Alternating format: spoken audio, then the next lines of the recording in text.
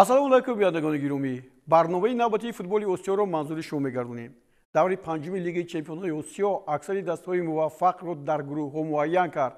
чемпиони тоҷикистон истиқлоли душанбе ва аддуҳайли қатар ки дар ин давр бо ҳам бозиданд ҳаққи ширкатро аз бозиҳои ҳазфӣ ба пуррагӣ аз даст доданд ва дар гурӯҳи И маҳз дастаҳои Ан-Наср аз ҷойи аввал ва Персеполис аз зинаи дуввум муборизаро барои ҷом идома медиҳанд. ба ҳамин тартиб баъди 5 давр ва бохти навбатиаш аз аддуҳайл дастаи истиқлоли душанбе дар зинаи охири ҷадвали гурӯҳ қарор гирифт. аз ҷараёни ин вохӯрӣ навроҳҳоро тамошо мекунем.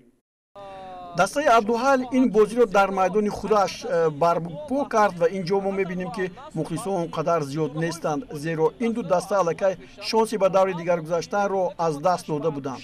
аммо таваҷҷӯҳ мекунем ба Муҳаммад Назмӣ бин Насруддин аз Малайзия, довари ин вохӯрӣ ки ҳоло пешрои мост. дар ин вохӯрӣ бозбиниҳо хеле зиёд буданд. ҳоло Алишер Ҷалилов як зарбаи олии ниҳоят мезанад ва инҷо дарвозабон Шиҳаб Элти бо душворӣ ин тӯбро баргардонид.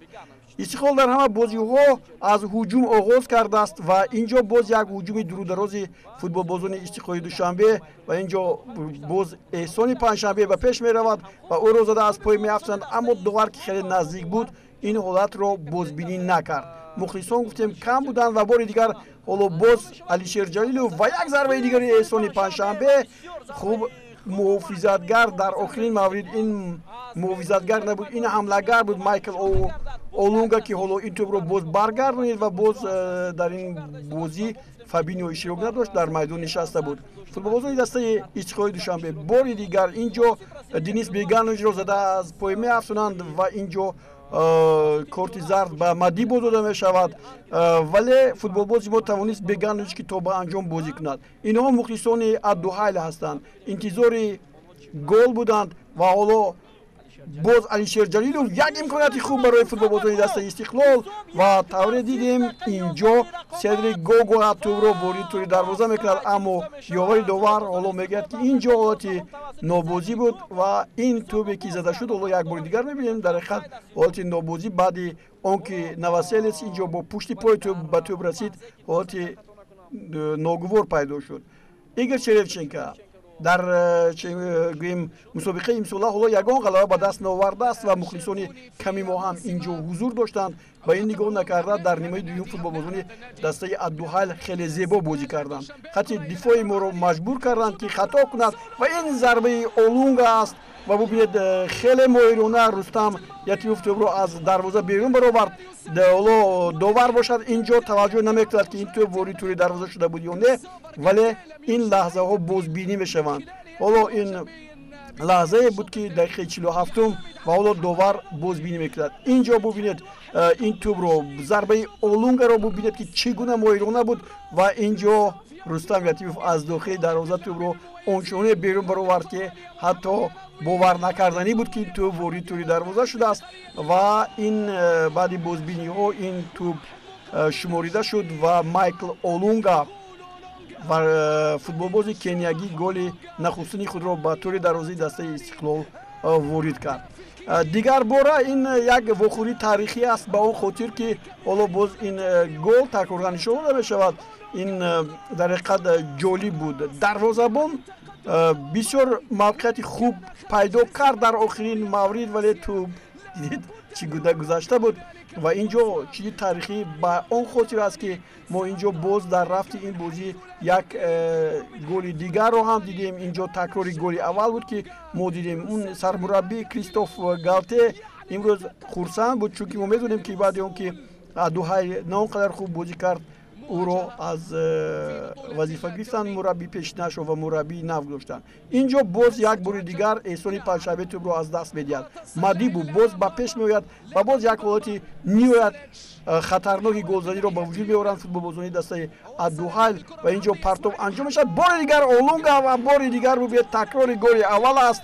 боз Олунга бо сар зарба мезанад, дақиқаи 89 аст ва довар бе ягон мамоният марказро нишон медиҳад. яъне голи дуввум дубли Майкл Олунга ба қайд гирифта шуд, вале бубиед ки ин голҳо такрори якдигаранд, яъне мисли он ки дугониг ҳастанд пай дар пай, яъне зада мешаванд ва голҳои яхела ҳастанд. бори дигар Рустам Ятимов این توپ رو از روی خط تقریبا بیرون میکند ولی الکی از خط گذشته بود میگه داور و اینجا از این تکرار هم دیدم با مورد است که توپ ولی حتی از ستون این دروازه هم کمی گذشته است. خوب 2-0 است و دسته الدوحل که سرمربیش گفته بود که پیش از این وخوری که ما حتما غلبه میخواهیم، حالا ببینید رستم یتیف هم میگه نه توپ واری توری دروازه نشده است.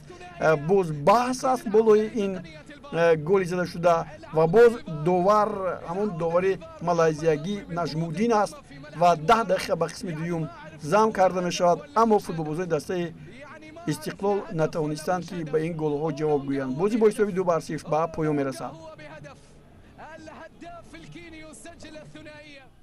در این گروه در بازی مرکزی دسته های النصر و پرسپولیس در میدان الاول پارک الریاض با هم روبرو شدند. برای پرسپولیس برای به بازی های آینده رفتن از این وخوری همگی یک امتیاز ضرور بود. آنها توانستند این امتیاز را به سبب دستاوردهایشان گذارند. دسته النصر عربستان سعودی توانسته بود که در ورزشگاه آزادی دسته پرسپولیس را با مغلوبیت دچار کند.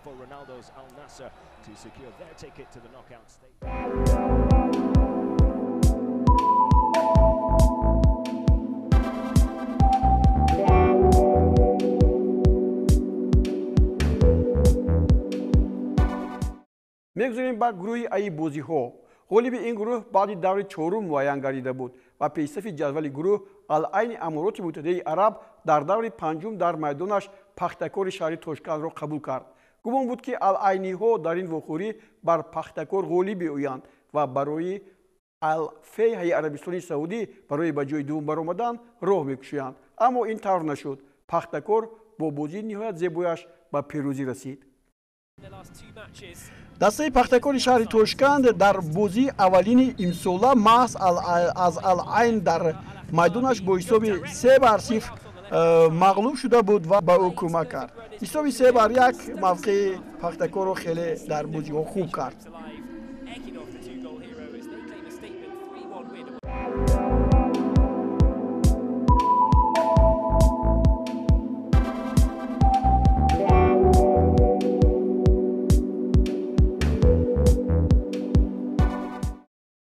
در گروه ب باز یک دسته ازبکستان امکان دارد که با بازی‌های حذفی برآید. دسته نصر قرشی در میدانش الفیصلی اردو را با نتیجه 3-1 ناکام کرد و با زینه اولی جدول مسابقه برآمد. در این گروه دسته اسد قطر هنوز امکانیتی به بازی‌های آینده راه خط گرفتن را از دست داده است. محض بازی بین دسته‌های اسد قطر با نصف و الفیصلی با شارجه در دور اخیر یکی از این دسته ها را از حق شرکت در بازی‌های حذفی در کنار خواهد کرد. دسته نصف با دسته الفیصلی عمانی اردن 4 وخوری گذرانیده است و در هر 4 وخوری پیروزی به دست آورده است. عبدالواحد نعمتوف این پنالتی رو هم برگردانید و بازی با حساب 3-1 با پیروزی دسته ازبکستان نصف انجام یافت.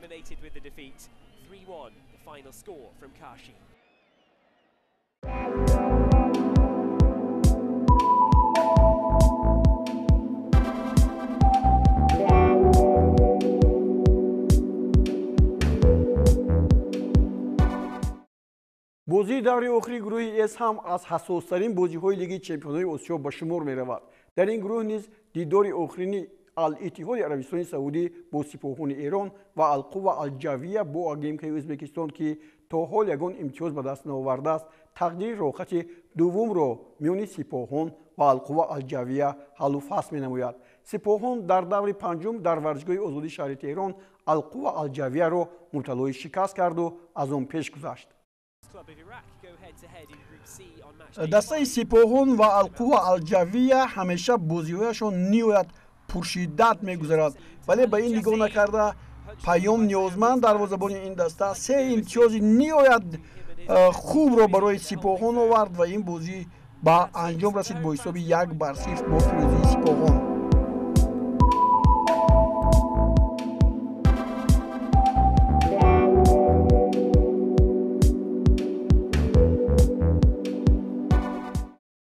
بعد دور پنجم در گروه د دسته‌های موفق مثل گروه ای معین گردیدند. аз ин гурӯҳ алҳилоли арабистони саудӣ ва навбаҳори намангони ӯзбекистон муборизаро барои ҷомии имсола идома медиҳанд. пеш аз муҳлат ин дастаҳо шумораи зарурии имтиёзҳоро ки ба 13 ва 10 хол баробар аст ба даст оварданд. дар даври панҷум маҳз пешсафон бо ҳам қуввоз буданд. алҳилол дар ӯзбекистон навбаҳоро шикаст дод. дастаҳои алҳилол ва навбаҳор ё худ навбаҳор бо алҳилол дар даври аввали бозиҳои имсола дар варзишгоҳи малик фаҳд бозиро бо ҳисоби 1-1 анҷом дода буданд ва онҷо маълум буд ки ин дастаҳо аз пурқувваттаринҳо ҳастанд ва бозӣ ҳам бо ҳисоби 2-0 ба поён мерасад.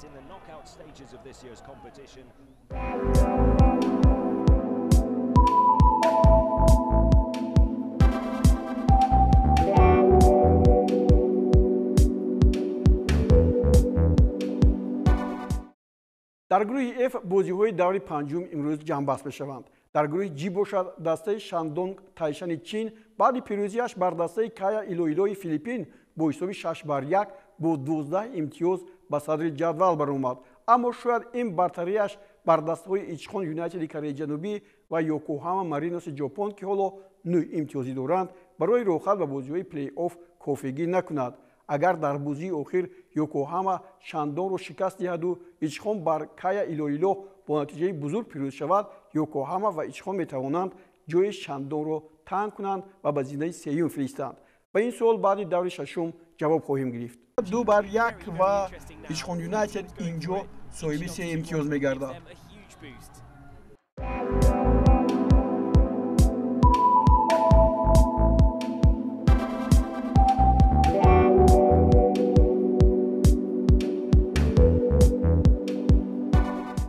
бозиҳои даври панҷум дар гурӯҳҳои H ва J низ имрӯз ба поён мерасанд.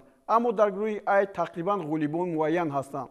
Кавасаки Фронтале дар даври панҷум Ҷаҳор Дарултаъзимро бо ҳисоби 5-0 шикаст дод ва ягона дастае дар бозиҳои гурӯҳӣ мебошад ки ягон имтиёзро аз даст надодааст, яъне на бохт дораду на мусовӣ. шояд Улсан Ҳюндаи Кореяи Ҷанубӣ дар бозии охир аз ин даста имтиёзе ситонад. ҷадвали ин гурӯҳро ҳам тамошо кунед. Disappointment for JDT, who look likely to finish third in Group I.